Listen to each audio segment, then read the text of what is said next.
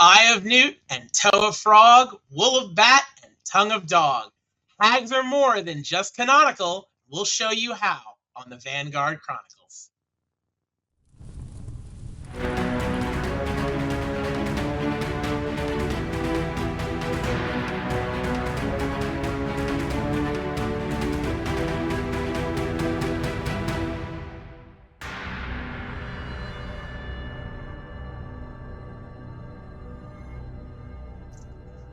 Welcome, everyone, to the Vanguard Chronicles podcast, where we have an ongoing conversation into the creative process behind the Vanguard, our monthly crowdsourced D&D campaign of interconnected one-shots. I'm one of the hosts and dungeon master of the Vanguard, Nathan, also known as Spark Ascendant, and I'm joined, as always, by my co-host and a fellow Vanguard DM, Shawn, also known as General Grom. How you doing tonight, General? I'm doing great, Nathan. How are you? I'm doing all right. I say it's a fun topic. Like literally every episode, I need to find a new canned phrase. Well, you didn't suffer any piercing damage like you did last time, so Yeah, you're no, I already haven't ahead missed of that the time. game. I was gonna say it's 2 episodes. We gotta get like we're both mixed. We've been put under a spell, cursed, a hex, you might say. That is But before we get into it, if you haven't guessed by the very bad clues that I just gave, we're talking about hags today. Double toiling. You all know the rest at this point. But before we get into that, before we start talking about these creatures, these marvelous crones and let's talk about something a little bit happier. Shawn, please tell everybody about the charity. Yeah, the charity's called Extra Life, and we voted as a guild to support a charity, and that was the one we decided to choose. And what Extra Life is it provides support for children probably in their most vulnerable time, dealing with treatment and various of illnesses and other things in their lives. And the money that we raise for Extra Life helps kind of create a sense of normalcy for them where they otherwise don't really have it, and probably a sense of normalcy that we take for granted. And with that, we actually partnered with a group called Golden Alchemy Crafts that made some dice trays for us that are really nice wooden dice trays that are colored and to match our houses with the house name and the Vanguard logo laser engraved in it. They're really nice. I hope people go and go to the website. We'll have a link in the description where you can go purchase them, and proceeds will go to the charity, which I'm very happy about. And so far, they've done really good for us. So thanks and shout out to them. I haven't placed my order yet. I'm planning to place it later this week, but I saw the ones we had at our last session and they look really nice. So do please, anyone, if you can't make a donation, at the very least check out the dice trays, support in any way you can. It really goes a long way, and it's the kind of acts that we're trying to do in this community here. So please, thank you. Yep, thanks. It really helps. Back to the ugly side of things.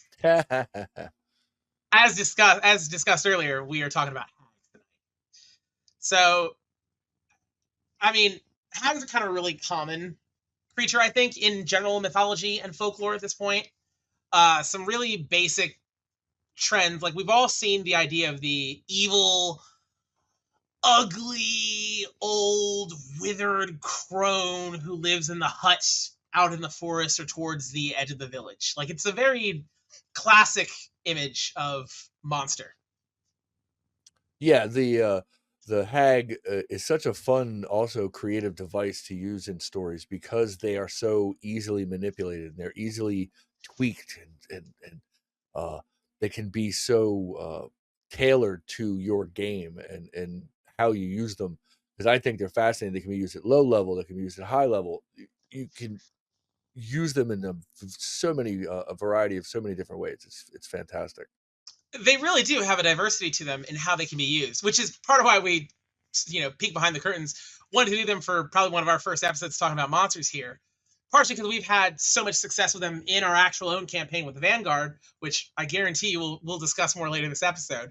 But also just because, I mean, that simple archetype which we laid out just a moment ago, even among the various commonalities, there are so many ways that it can be tweaked and diversified.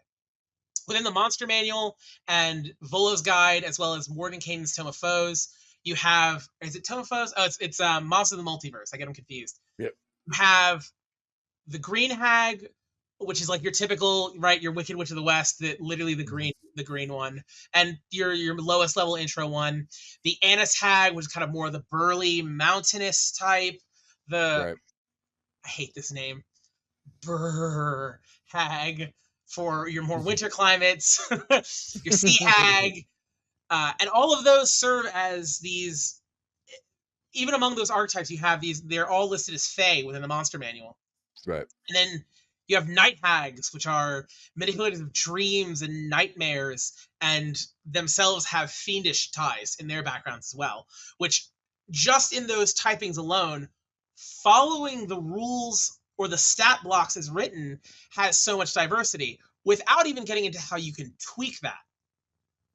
Yeah, the diversity within the hag, if you want to use the term hag system, because there's multiple hags and how they kind of play into each other and how you can use them as a coven or use them as standalone creatures. That's what I think is kind of fun about them, is that they kind of allow you as a story writer and as a DM to really get a visceral reaction out of your players from just the hag itself. And when our game, it has proven to be such a wonderful vehicle to for player engagement, because so many of our players and so many of the characters really do not like hags. And I think it's also made much easier too, because you have so many representations of them in pop culture. You talk about evoking an emotion and a feeling out of your players. I think a lot of DMs tend to have this tendency to get very my precious, and it's not just in terms of, this is my OC character, do not steal, but there's that emphasis on the O, which is, for those who don't know, it's my original creation. It's, I made it. Like, I didn't take inspiration from elsewhere. I didn't take inspiration from this. Like, I came up with it all on my own. Yeah, right. But the cool thing is, when you lean into archetypes and tropes with certain characters, like a hag, everyone has seen, the Wicked Witch of the West and Glinda the Good, I think it is, from Wizard of Oz. Or if they haven't, they've seen, if they're from my generation, they grew up on all of the witches in Disney, from the evil witch, or the evil queen, whatever, from Snow White, to Ursula is my generation, to, for more modern generations, anyone who's seen Tangled, Mother Gothel. Like, all of these are very, like, it's a popular image, and it recurs so much throughout, again, pop culture and various mythologies and folklores for a very specific reason, and there's no sense in not utilizing that in your own game. Absolutely. The tricks and tropes that you see in movies and you see in other literature and folklore, there's a lot you can really, as a DM, dip into your own folklore and just from your own towns, and reutilize these different characters and different personas within the hag structure. That's the wonderful thing about hags, is that they they they really tap into what the stories that we were told as kids, the things that you need to be aware of, the evil that lurks in the woods. It's always a hag.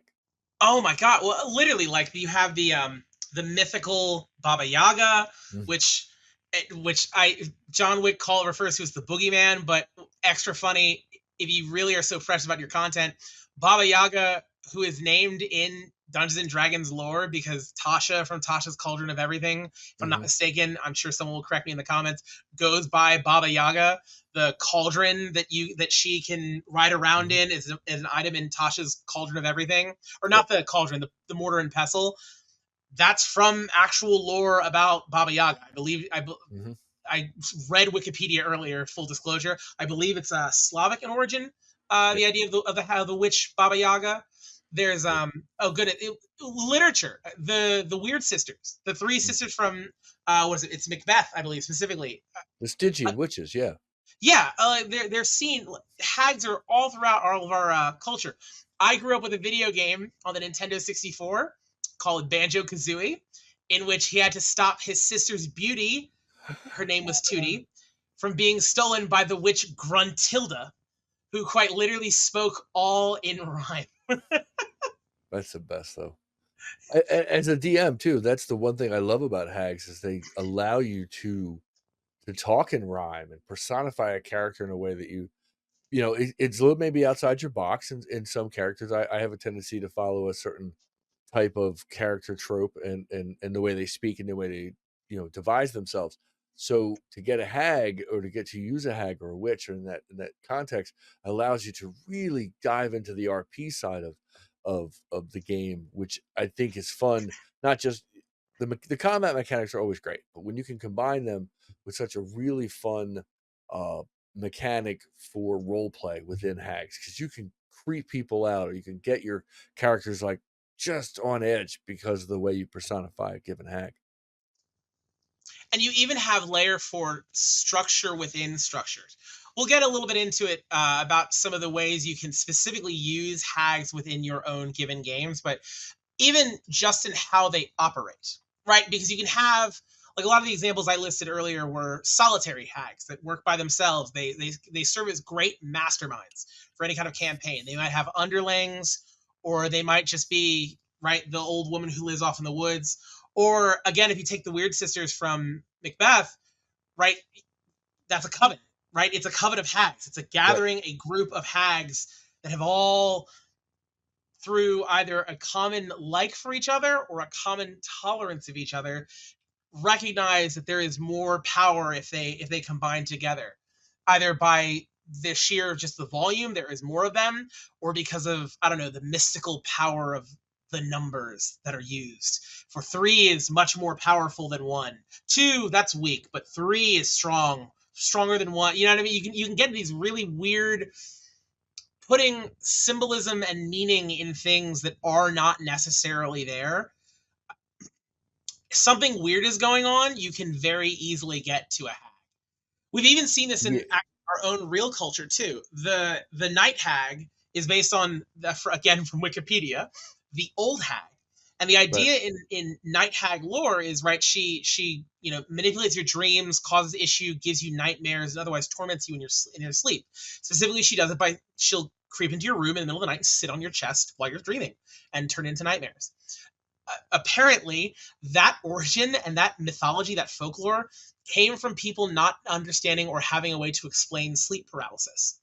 Hmm. Which, for anyone who has experience, is like when you are like kind of awake, you feel a sense of consciousness, and sometimes it can create a sensation like you can't breathe, but you just know that you're like there and kind of aware, but you can't move, you can't breathe again. It feels kind of like being paralyzed. It's not fun, by the way, but you can imagine how back before modern science could tell us what that was, Right. uh, kids, watch out. The night hag will come for you and give you nightmares and take you away. And ooh, I would probably like to think that a lot of things that happen to kids or people in before medical science could explain what it actually was lore, and there's ways to keep people in line. Just like, hey, listen, don't do that because you're gonna wake up. You know, the hag will get you. I mean, I grew up with the Jersey Devil, and that whole the Pine Barrens lore and story that was just told to kids to keep them in line. And when you think about, and I've used hags and I've used these type of creatures and these stories in our games in the Vanguard as a way to say to lay groundwork for the environment. It's like, don't talk about the hag, don't mention the hag. The entire town knows not to say the hag's name, because then you bring her she forth who must not be named. named, right? You can use these as wonderful vehicles in storytelling as ways to expound upon the environment. I believe that when you're telling stories and you're working as a DM, one of the tricks or one of the things you can get good at that help make your games even better is being able to describe your environment in a way that's unique and different and in your own voice. Not just, okay, I got trees, I got fog, I got this, but then you incorporate this feeling of the hag or this feeling of desperation that starts to weigh in the room. That's a trick that you can use to further immerse your players into the concept that these hags are real, and they matter. The way they impact, the way they relate to your players, the way they relate to your environment, lay groundwork for your story in such a unique and fun way. That's what I like using them for. I well, I even think specifically about even the way that hags can slip into society and slip into their interactions with just the mortals. Like you talk about the ways that you can get a real engagement both from your players and also not just through the stories you tell at your table, but the stories. This is going to sound so weird. The stories being told in the stories at your table, right? Right. I don't just mean the story that your friends will go home and speak to, but Right. the stories of when they walk into town and everyone just seems kind of off. No one wants to talk to the new strangers who've wandered in, and everyone's kind of curious, right? Those stories that the players dig into, Right. which can stem from a hag's chatty. Like in spite of her sneaking around and not doing anything, she's most likely into people's business, right? Mm-hmm. She's into what the local lords up to, or the farmer down the street, because there's always someone who is looking for something they cannot attain, at which point a hag is right there to make some kind of bargain Mm-hmm. or deal, which is another key thing I think to a lot of the identities of hags stereotypically, is this idea of, again, that monkey's paw wish, right? Mm-hmm. I think players or DMs typically think devils are where you'll probably start incorporating fiendish contracts. You can start with the hags. You can Right. very much start with the hags. Yeah, hags are like your ground, like entry level to devils and bargains and deals. You can make, you can use them in a way to help you learn how to make better deals and worse deals and manipulative deals and deals that play out certain ways or the way you want them to play out. Then yes, I agree that I think hags are really good at that entry level bargaining. Uh, from every, for new characters and for new players, that's like your first taste of it. And I think that's kind of cool. Another thing I like about hags so much for running in any kind of game is, well, first off, we've obviously talked a lot about what hags are, right? These are some of the core tropes and traits and things that are specific to hags. But hags are really weird. And that means that hags are if you're a newer DM who's a little uncomfortable with kind of going off the mold or not fully matching to the stat block Right. in the monster manual, you're looking for permission, which you have it. Don't, like, you can totally tweak anything. Hags are a great place to start because Yeah, they are. hags are already so weird to anything else. And I find that D&D is at its best when it gets weird. And making a weirder hag than the standard, cool. You are fit. I think it's hard to do a hag wrong. Oh, 100%. It is. I mean, you can make them not weird enough, but the only way to go wrong with a hag is Probably not make so. them weird enough. Make them very normal, like, hi, how are you? No, that's, the hag has to be your chance to dive into the weirdness of a character. If you, and the one thing I think is really cool about hags is that you can actually, that's your, as a DM's first chance. You can be as off the wall as possible. And Yeah. when you're starting new characters, you're trying to come up with a voice or a persona. It is difficult out of the gate. It's not the easiest thing to do if you don't take acting lessons, or you don't try practicing this role playing side of the DM uh, uh, screen, so to speak. Hags are really good for that first dive into weirdness and that first dive into bizarre thoughts and characterizations that aren't noble, or in the classic sense of evil. You know what I mean? Right. Well, I think part of it is their nature too, because right when you have creatures that are of the Fae or of the Fiend, which great starting place to weirden things up. In the official rules, right, a night hag is the Fiend one. All the others are Fae. Tweak that right around. That's one of the first things I do when I play with hags. Right? Absolutely. Yeah, same Is here. I'll have a green hag who knows she worships the Fiend, and she is fiendish in nature. Yep. It might say Fae. If the players are like, no, I played with green hags. Green hags are Fae. Well, not in my game, they're not, and not this one, right? Right. That's a generic green hag. This one though, she signed a weird pact, right? Right. But that's one place out of the gate that you can start to tweak things, and then you can dip into the idea of weird magic, things that you're not going to find in a book in the Arcana Profound. You're not going to find it in a library somewhere. Yeah. This is some old, ancient, arcane, a little bit natural, a little bit unnatural. This is bending the weave of mana in strange ways. You can describe it in any way you want, but hags, you want traditional magic, you go to a wizard. If you want something that's gonna solve your problem differently and probably create other issues, you go to a hag. She knows the shortcuts. She can bend things to get you from A to B faster. One of the cool things I think too, you're right, that makes hags unique to themselves. It's like playing with wish, with the idea that as a DM, when you get wish, everybody gets, Ooh. oh, you have to figure out a way to twist it, and you can't watch their words. Hags are a great way to play with that for the first time and not have dire, completely ridiculous consequences that end everything, but can kind of play up to that. Hags are a great way to look how your players are going to want to negotiate, how they like to negotiate. It's a great way to kind of feel them out, and hags are fantastic for that. I think what makes them really good for negotiation too is where a devil will try and get you into a binding contract of some kind, and mind you, hags can play with that. With a hag, you can have them be much more specific and not hide it at all. Aside from the fact that what they say doesn't make sense. Before the episode, we were brainstorming a list of like various things that a hag could barter for and give and ask for an exchange. One of those classic examples, we brought up Ursula earlier, but like, yeah, she took Ariel's voice, and we might say that like, hey, you know, yeah, you want to go see, you want to go on land? Hey, that's cool, but you're not gonna be able to talk.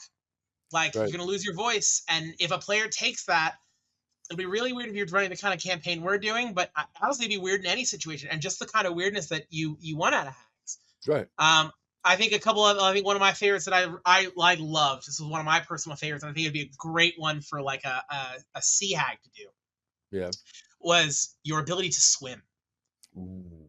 Yeah, because the idea is low key. I had that idea low key stolen from One Piece, because the main character consumes a magical fruit that gives him power of special powers, but it takes away his ability to swim, which as a pirate is a problem. But the Yeah. idea that like, hey, so we're clear, you can't breathe underwater, but I'll give you this. But just know, if ever you are underwater, you sink to the bottom.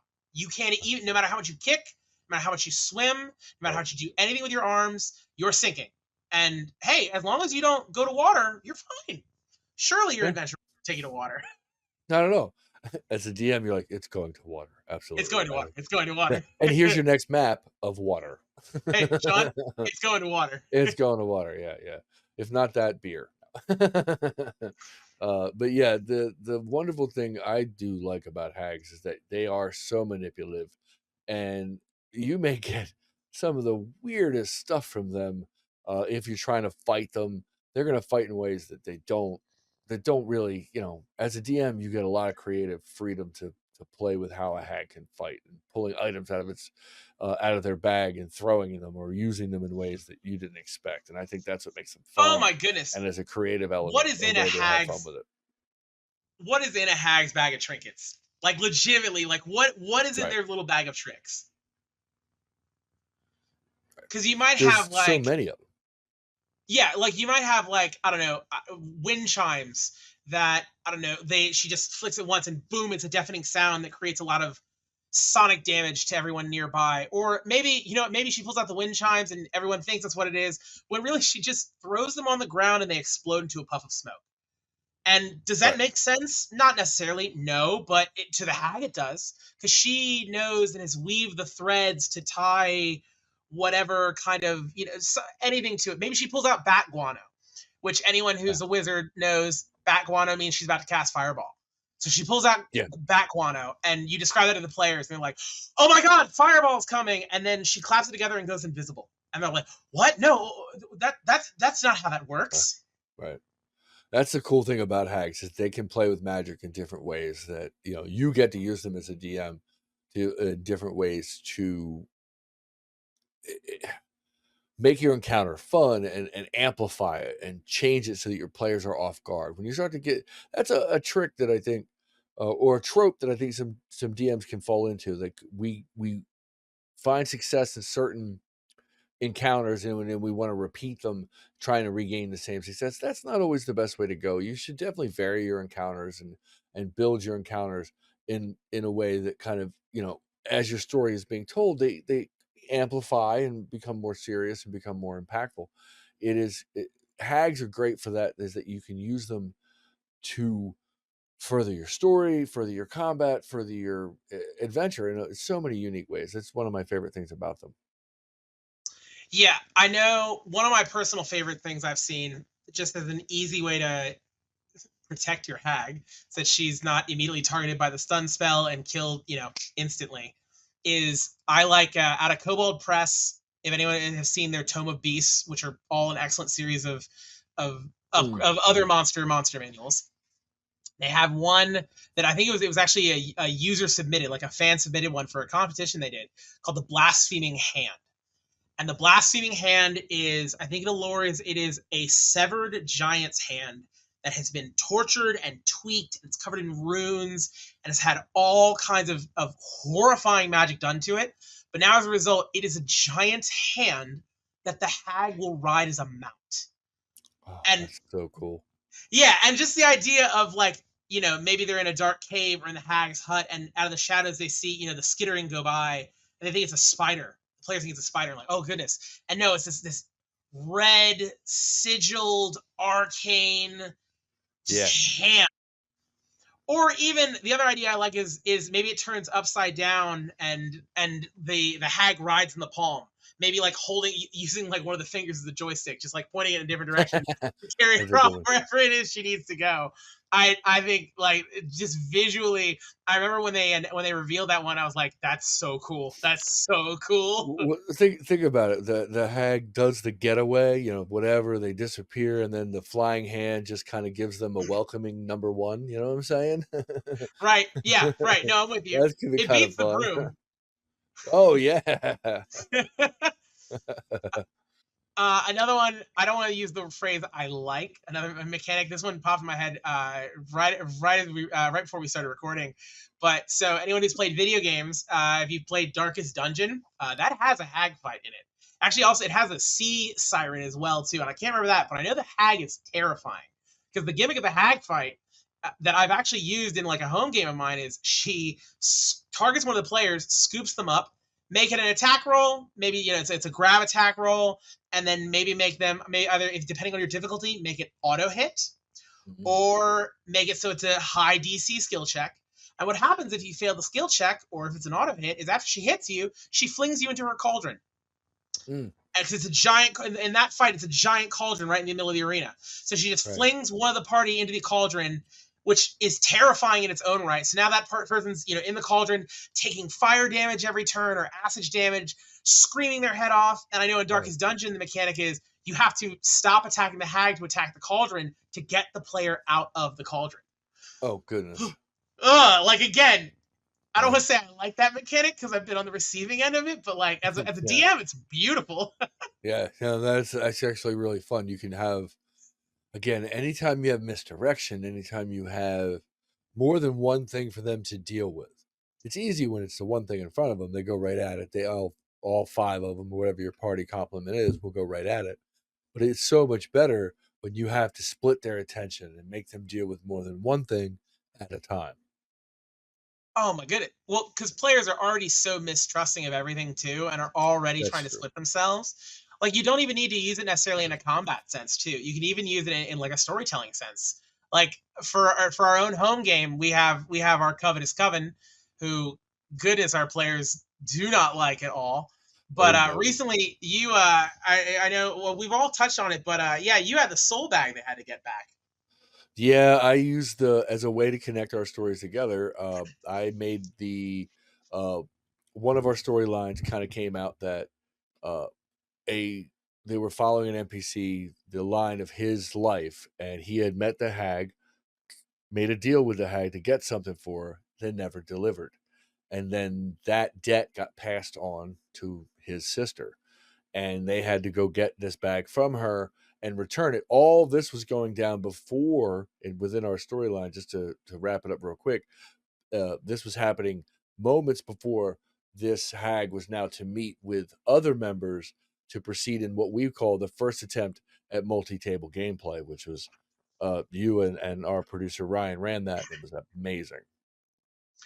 Yeah, we used hags very prominently in our story as well. I know. Well, it originally started with I had implemented this group we call the Covetous Coven, because we were looking for anyone who hasn't listened before, our main antagonist in this campaign, we call the monomaterial. Their main goal is the purging of all magic. They want no magical creatures, no magical casters, no magical nothing. The way they say it is they basically want to turn the Forgotten Realms as, unfortunately, non-magical as the real world seems at times, right? And so to that end, they still had need other allies. And so what I come up with for one session was the players went to stop an assassination attempt on a magical guardian being, and they stumbled upon the coven, 3 hags, already just desiccating the corpse and harvesting it for pieces. And what they basically found out was the monomaterial sent the hags to kill this spirit guardian, and they sent the Vanguard to kill the hags, just playing all the sides against each other. And so as a result, we went and took we had the hags then create a tentative relationship with the Vanguard at that point, even going so far as to that night, I read a prophecy that because they helped out the hags, the players earned a prophecy that was then read to everybody. And then that story proceeded to further interactions with the hags, which culminated in us having like a sit down, like a powwow, like a negotiation of terms for which we'd organize, which was our multi-table session, in which it culminated in Ryan and me each running 2 tables, but 1 game all connected at the same time, where he's role-playing one of the hags, I'm role-playing another, he's role-playing a Vanguard member, I'm role-playing another. All the players are engaged in this discussion, and then the monomaterial will show up, and now we're having to deal with this negotiation of, like, we're teaming up with the hags to fight the monomaterial, and the hags are teleporting people back and forth. Like, you're able to create such dynamic stories, and all largely stemming from the fact that the hags are just agents of chaos and distrust, especially with a group of players who don't trust them, period. Oh, it's really great because your players don't trust the DM because every time you say something, they're hanging on your words and they're trying to figure out where you're going to deceive them. And then you introduce a hag character, and that just becomes another vehicle to allow you to not say deceive your players, but plant that seed of distrust where they do not know what's going to happen next. And the hags are really good for that.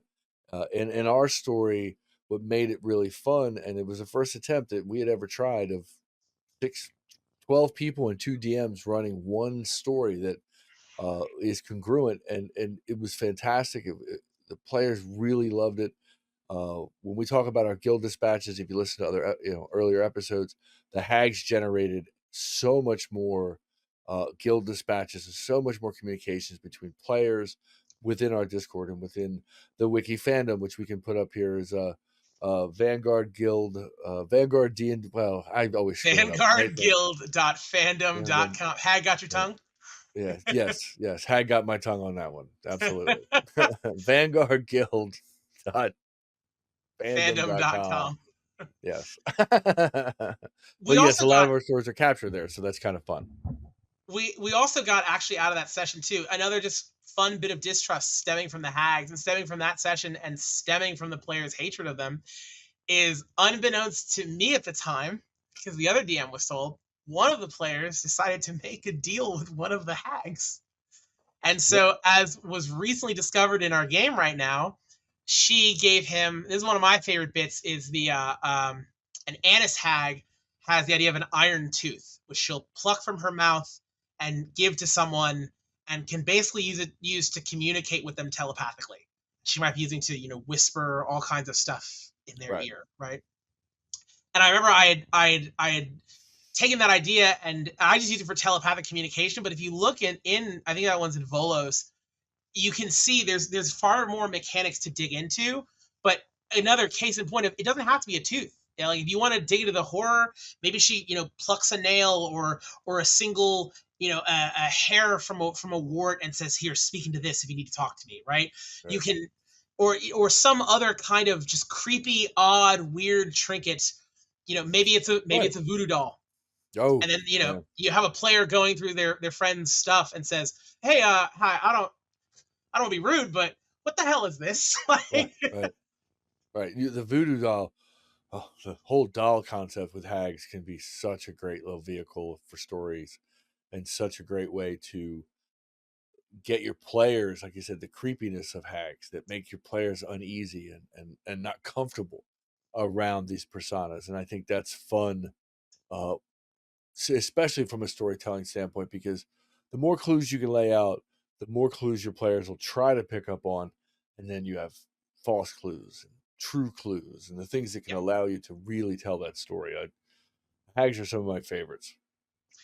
They really, it's weird. They're so menacing, and they can be so brutal, Hmm. and really, like, you can tell ugly stories with hags if Hmm. you really want to. Which is funny because they at least for me, my first encounter with hags at all is fairy tales, right? The traditional Grimm's fairy tales. Like, you think of Hansel and Yep. Gretel. Let's be clear that the old crone, the old woman, like, that is a hag, that is a witch. She is literally That's luring a a child hag. into the oven so that she can eat him. She's Hmm. literally giving him food to fatten him up, right? Let's make no mistakes about where some of these origins come from, and again, hags are such a strong tool to take that fairy tale esque nature and some of the whimsy, tweak it and corrupt it a little bit, so you get that real strong emotional evocation from your players, and then just put it to them to react to.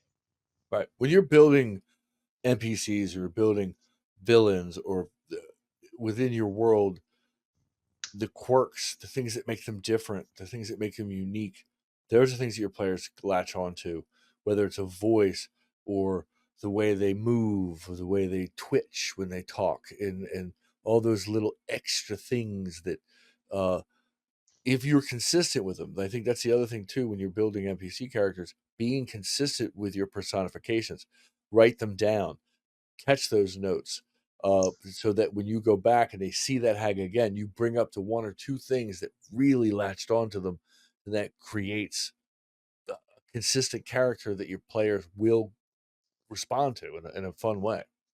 You have so much vocal range when doing a hag. I don't know that I'll ever forget the moment I realized how much I got into playing the Dread Dwudgewella. I had been listening to the Legend of Drizzt novels, and Mm, I for her personality. If anyone who's listened to those books, maybe if we get an Audible sponsorship, we'll plug it for more there. there you go. But but if you there's in the earlier books, the ones that follow Drizzt and his origins. For those who don't know, he's a dark elf, comes from the Underdark.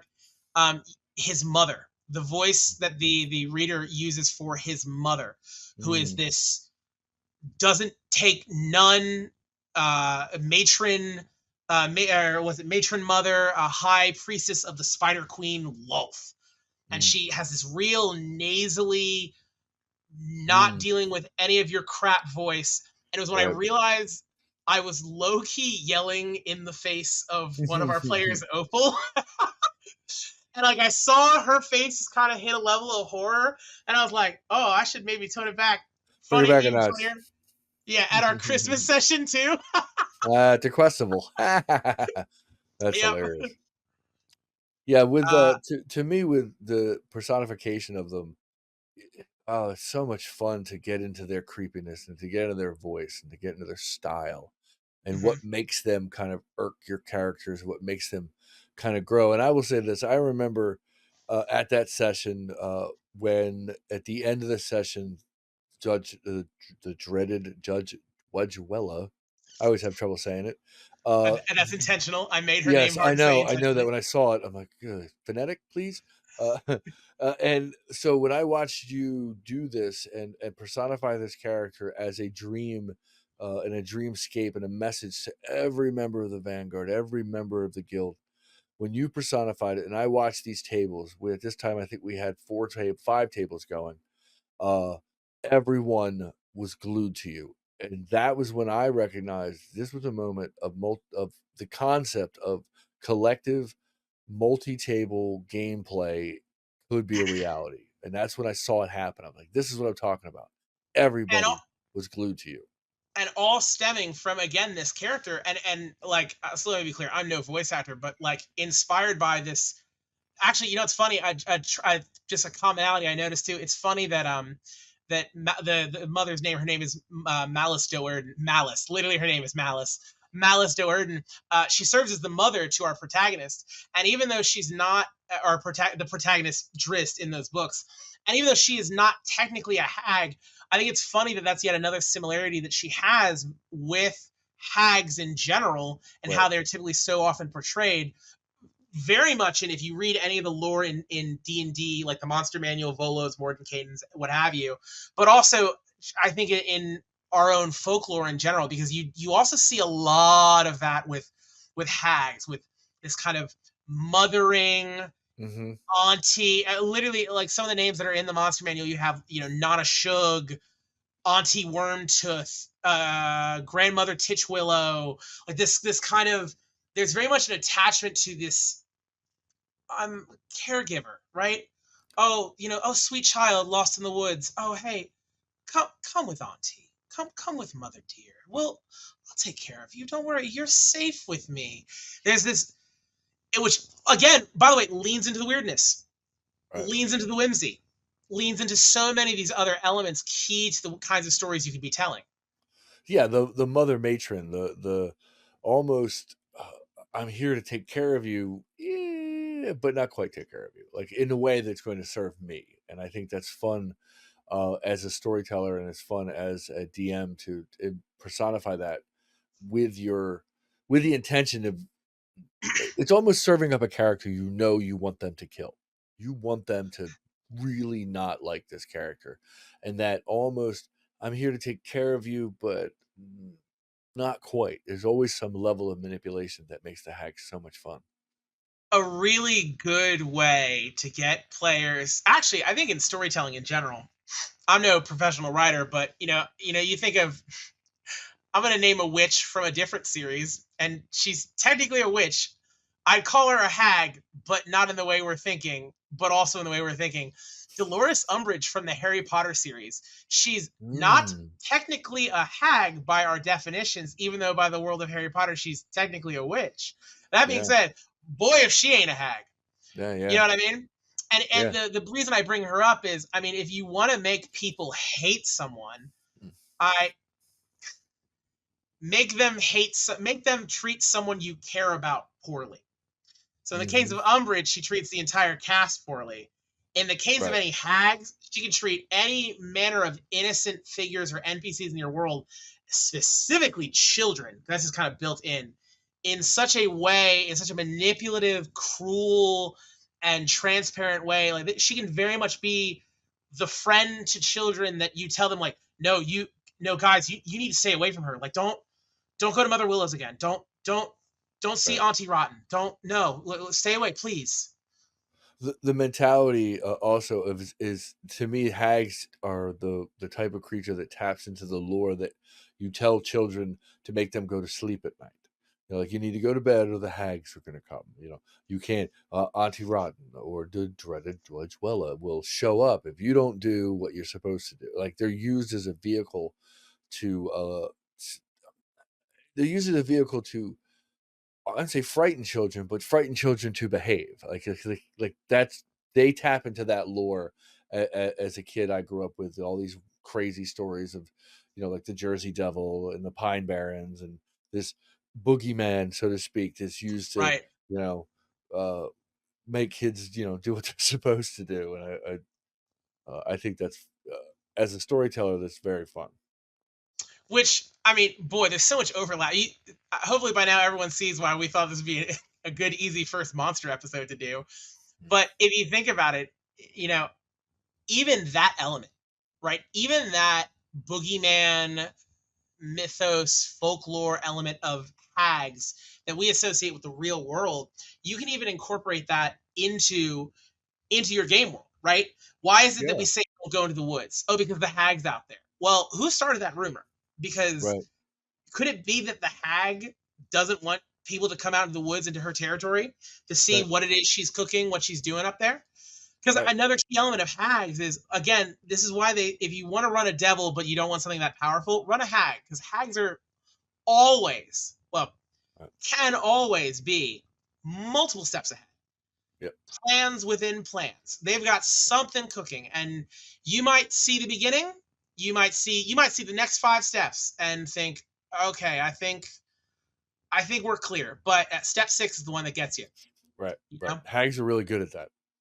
Yeah, like he can tell it better than I can. But Ryan took he took the hags for a little bit, and the dread Dwudgewella, coming back to her again.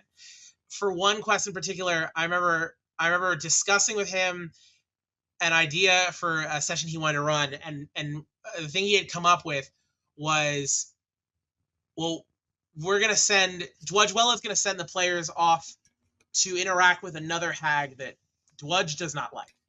Which already you get so much evocation out of that, right? Because if Dwudgewella doesn't like her, right, what should we all hate Dwudgewella? So goodness, and I remember to the point we were having a discussion of Dwudgewella saying to the players like, "Go ahead, make a deal with her. I won't regret it. You will." And even to that, I remember one of the things that he offered to the players was Dwudgewella's a night hag, and she offered up her Soulbag. I think specifically to give to Valisra. And when she did, like anyone who's read the rules on Soulbags and the lore on Soulbags, like they take a lot for a hag to craft. They're one of the more powerful artifacts. And Dwudgewella was like, "Here, take it, use it, bargaining chip, go, have it. I don't care." And none of the players picked up on the fact that whoa, she's giving that? Like, that's a red flag and a half. Yeah, that's a huge red flag. Why is she giving that away so easily? None of the players picked up on that, which is always, as a DM too, I think it's fun when you have a thought, you're like, okay, this is something they should pick up on, and then they don't. What do? How do you now make that point that you need to make? Because if it carries your story, first of all, never make one point your entire story, because I guarantee your players will never find it. If so you have to have several points, several ways of getting them to where you might need them to go. That's a trick you always should have in your bag. Like, be ready to take, especially with hags, because they're so easily customizable. I mean, they really are. That once you can use them to customize your story in a way that your players will follow along, and they will do, they'll follow the course that you're laying out. It's interesting because you want them to choose it, and you want them to feel that they have agency in those decisions. But hags are so unpredictable, that you can use that to your advantage, is what I'm saying. So we talk about the customizability. Heck, we've been talking about hags for a while at this point. I say we put our money where our mouth is. Okay. So for anyone who's listening, you've been listening. If you've gotten this far, you've heard a lot of different ways you can use hags. You've heard a lot of ways that can be implemented and tweaked. Shawn and I have now been writing monthly one shots for this campaign for well over a year at this point. So we decided to demonstrate, at least, I hope I can say, our skill So I challenged Shawn when we decided on this episode topic. Both he and I came up with our own pitches for if we were to write for just a monthly kind of one-shot game. Doesn't have to be the Vanguard, which we're doing now.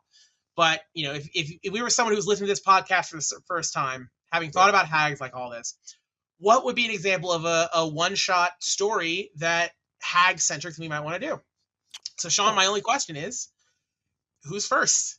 I will go first. So hit it, because that way I can get it out of the way. Let me see. On the top of my head, I'm going to come up with something here with hags. Let's see.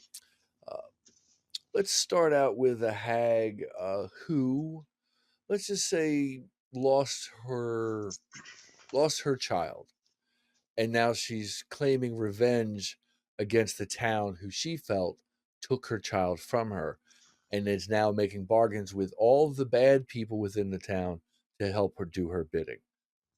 Then the party must now find the hag and figure out who's doing what bidding to stop her. I see. So again, we're really, so first off, we've got the mothering bit. Sweet. Yeah, gotta use it. We have the manipulating around the outskirts. We have the playing the different factions against each other. Here's one question. So good, bad, what's her alignment? What I can find interesting here is make her good. Make her that she's actually trying to bring back the chosen one.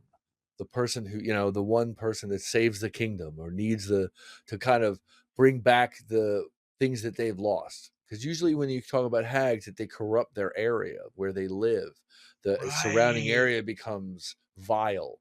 So now restoring her with her loved one and returning her child to her will now restore the land. It almost plays with the idea of a hag being a corrupting influence, but instead of it that the hag is a corrupting influence, the hag is a magnifying influence of a corrupting nature. So the hag's corrupted by whatever, and Right. then is then corrupting the world around her. That's really that's a twist. I Off the like that. top of my head, yeah. That's Now, really cool. now your turn. So yeah, so mine I came up with. I was going through a couple ideas. So if I were to run a game about centering around a hag, I like the idea. Bear with me here. I like the idea that maybe a girl has been kidnapped from. Okay. We'll call it A Town down under. So a girl's been kidnapped from A Town. The players track her down fairly easily. Everyone knows it's the hag in the woods who took her. So they go and meet with the hag. Hag says like, "Yeah, I took the kid, and if you want her back, well, I'm trying to grow my coven, so I'll make a deal with you. I need my coven to grow in some way, and I took this kid from A Town. I'll give her back, but I need help promoting this kid I already took from elsewhere. Where's she from? You don't need to worry about it. I already took her. You're not here to save her. You're here to save the A Town kid. So here, all I need you to do is she's a young girl and she needs to do an errand for me. She needs to do her training. And so I need her to have bodyguards. So she's going to go wandering off to B Town. The roads are very dangerous, and you just got to protect her. And what is it she's doing? That's for her to know, because I've given her this little scroll with here, little Ethel. Here's your instructions. Do as mother says now. And do see she gets home safe, because I love my daughter. And if she fails in her task, I'll have to punish her. Right? You just leave that little detail, because now the players are wondering, what is the task? What is the task? What is the task? What is the task? And what is the task? I'm telling you right now, that task is to kill somebody. Right. You don't have to do that necessarily, but either maybe she has to kill a priest of Lathander, like some god of light. In which case, maybe you find the players are like, okay, well, she has to kill somebody. Can we find like a corrupt priest of somewhere, right? Someone who technically counts. Or if you really want to go messed up, you could say maybe the girl is from B Town, so the hag is sending her back to kill her own family, or someone else she's connected to. The other twist I would love is obviously the kid is entirely innocent and just wants to make mother happy. She's charmed. Maybe she's in on it, and you give that little girl the full-on stats of a green hag. Yeah, make her in on it. That's another. And when the players make a deception roll and she fails, you're like, yeah, well, she seems like a kid, and kids are known for lying a lot. So then even then, like, unless they roll a nat 20 or a real high one, you're like, oh yeah, she's definitely hiding something. She seems kind of bashful and shy, but like what they haven't realized is, oh, the deception's much deeper than you think it is. No, as you come up with this is I love this idea. That's fantastic. So I want to ask you this: how much to describe how this person is, like, you want your characters to kind of sense they're like this and then prove that sense later. Do you follow what I'm saying? So how do you do that? What's the way you would set up this, what you're saying here, like she's really the worst one here? How would you set it up to let the characters know that it's a possibility? I think, well, one, it helps that players are already distrusting. Right. And I think if you play up the sweetness and cuteness angle, it looks like you're overplaying your hand, and the players will suss that out right away. Especially because then players hate vague answers. So again, if they roll a 19 on an insight check, and you're like, yeah, the kid seems like she's hiding something, but she seems really bashful, and they interrogate her and she still gives nothing, gold. Or even better is when they roll insight and they roll like a 10. And you're like, yeah, you don't, she seems like she's doing her best to tell the truth. They're like, dang it, I know she's hiding something. I know it. Right. So you can really play just to the psychology of your players to really make them really angry at you, the DM, not them, the character. Right. Yeah, it's always fun to be able to use, I'm gonna say, the anxiety of your characters and your players and their distrusting nature. I don't want to say use it against them, but use it as a vehicle to allow you to guide them in the direction that you need them to go. So that's one of my favorite things to do. And I think hags really are. I hope by this point we've kind of laid out how hags really are perfect for that. No matter how you use them, no matter how you twist them, trust me, you're still most likely making a hag. Yeah. And they can bring a lot of really cool twists to your stories. Yeah, they absolutely allow you to bring a lot of flavor and great RP moments between your players and you. Hags kind of have it all, and you're right. What we talked about earlier, they are the like entry level to devil. If you're a little nervous about trying to run a devil, run a hag, and you'll be very happy. You'll be there. Yeah. Well, anyway, at this point, I think it's probably about time for us to wrap it up. So I was about to say I'm really excited for next week's topic, but I've said that 1,000 times, and I'll say it next time as well. Next time, we're going to talk about, I think, an oft-debated topic, and one that I think could be really intimidating for certain DMs, specifically newer ones too. But we're going to talk about rule of cool versus rule as written, and we are very, yeah, cool. And we are very ambitiously going to take some feedback and some suggestions from our players of our actual campaign on, let's just say for content on this one. But let's say I hope it's real cool. Now, I know we had talked about, we had brought up in a previous episode, we're going to do question of the episode. So now we're getting to that point. So what are we going to do for the question of the episode?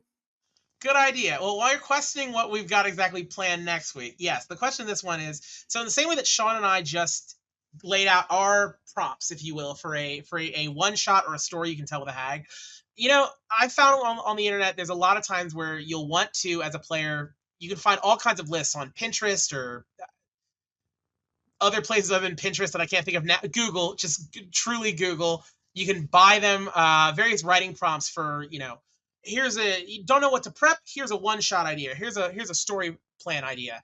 And I thought, wouldn't it be really cool if this episode could serve as one of those? So for our question of the week this week, we are asking you to, doesn't have to be more than a paragraph, but give us a prompt for a story involving some kind of hag. So that any DM can come check this, scroll down to the comments, and get some cool ideas. And I think what we'll do is we'll pick the best. What do you want to do? The best one or the first one, Shawn? I say we'll do the best one. You and I will vote on what we feel is the best one, and we'll reveal it in a later episode. Cool. And you will win actually, I have another shot glass that we can give away. This one's a glass clear, really nice shot glass. For the first for what we consider is the best. You and I will come together on who we feel is the best prompt idea, and then we'll in United States and Canada, North America only, and the first person the best comment and best prompt we have, we'll give away a prize. That'd be fun. Awesome. Yeah, that sounds cool. I can't wait to read some of these because I need ideas for hag stories.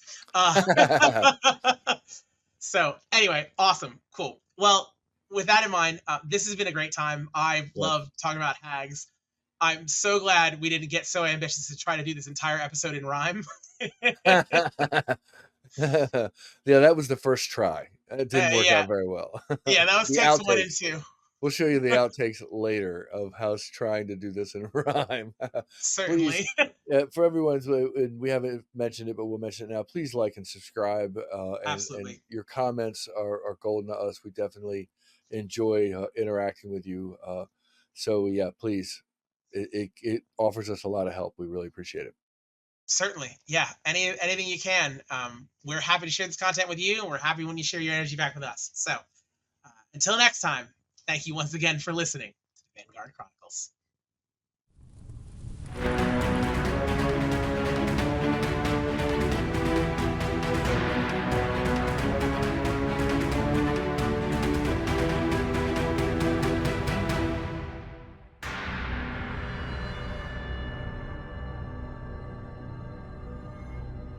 Thank you for watching the Vanguard Chronicles podcast.